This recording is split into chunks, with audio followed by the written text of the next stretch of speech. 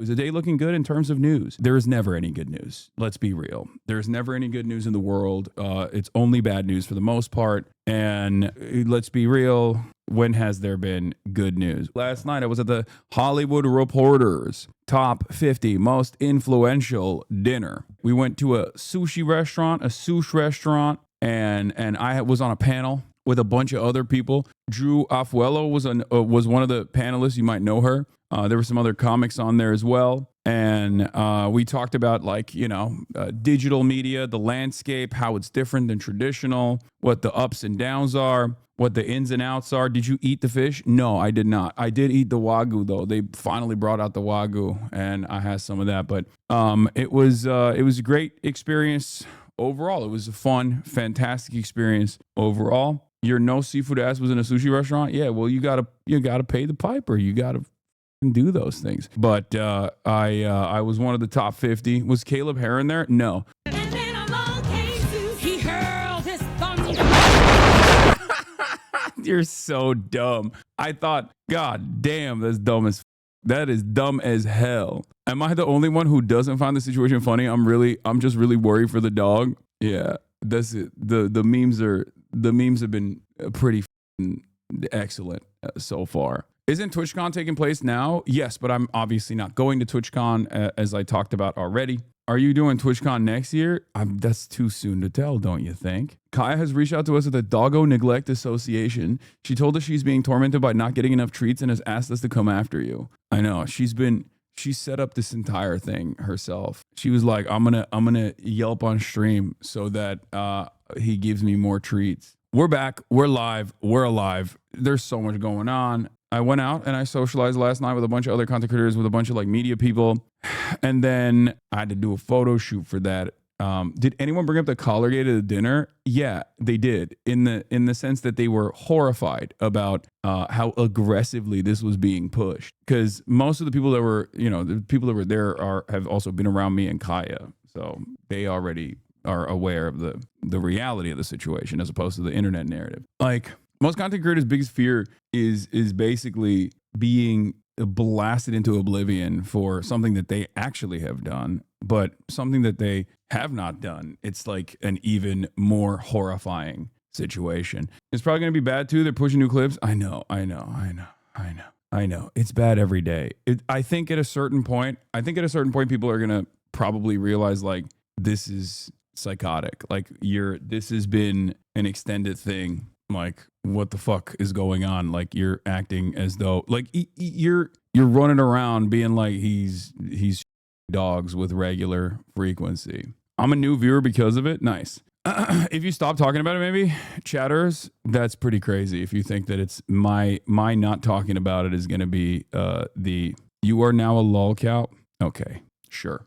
Sorry, it's true. The person who's saying that literally has this 21-month subscriber, has this as their PFP. Drag it like the low taper fade meme. That's what I'm going to do. I need to do at least for the fans, for Kaya fans, rejoice. For Kaya fans, you can rejoice. You will get additional Kaya content as a consequence of this. You'll get a day in the life of Kaya as well. You never show up on my page no more. Sus. Yes, still a watcher. Sorry, true. Okay, well.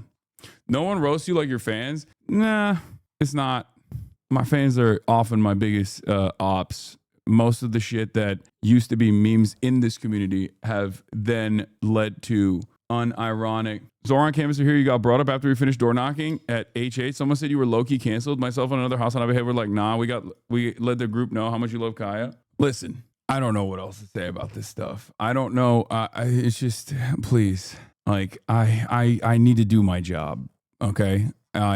There are a lot of adults in here and there are a lot of young people in here as well that want to hear about the news. Okay. They want to hear about what's going on. Defending your favorite streamers, not advocacy or organizing. Please refocus, chatters. It's just, it's utterly irrelevant in the grand scheme of things. I know it sounds like it's the most consequential thing that's ever happened in the history of mankind and people are really dragging it over and over again. But please, for the love of God, it's going to be all right. Okay, you know the truth. It doesn't matter. What do you want me to do?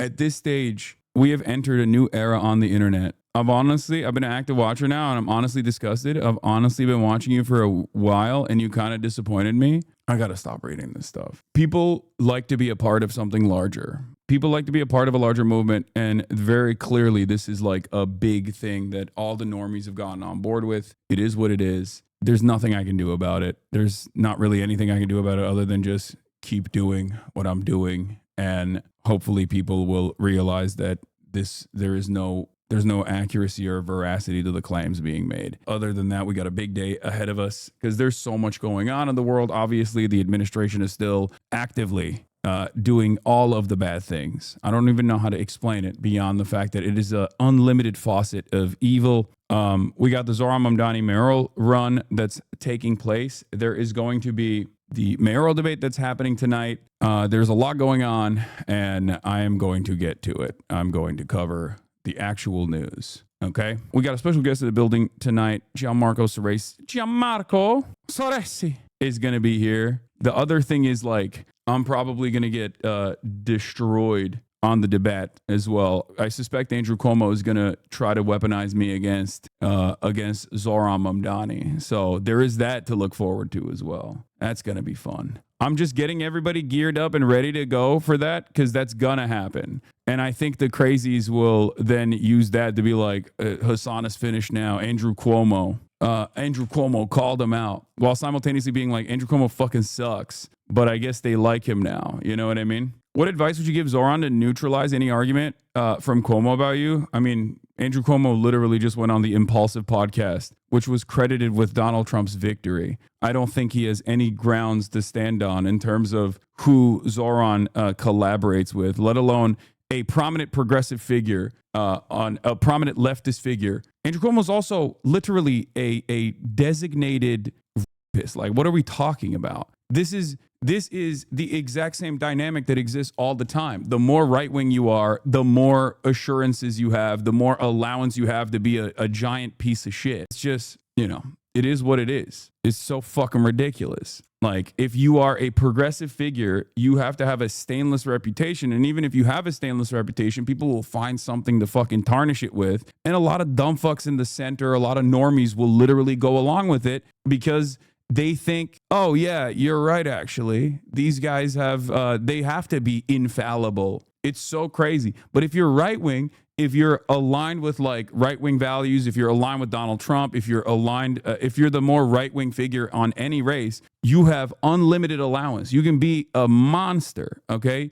You can straight up be a fucking monster and people will not give a shit, okay? That's just how it works. It's just like everybody is so predisposed with this idea that like the far left are all hypocrites. They must be faking it. They must be committed to these things because they're virtue signaling or whatever the fuck. And it's so easy to dupe a lot of people. It's so easy to dupe a lot of people on the margins. And it's never, ever, ever about policies and how to actually improve people's lives, which I think is Zohran's best quality. No matter what people throw at him, no matter what people throw in his direction, he just always takes it back to issues that he's defined by. This is something that I have consistently explained to those who would listen. You have to have well-definable policies, and you have to consistently advocate for those policies and bring the conversation back to that.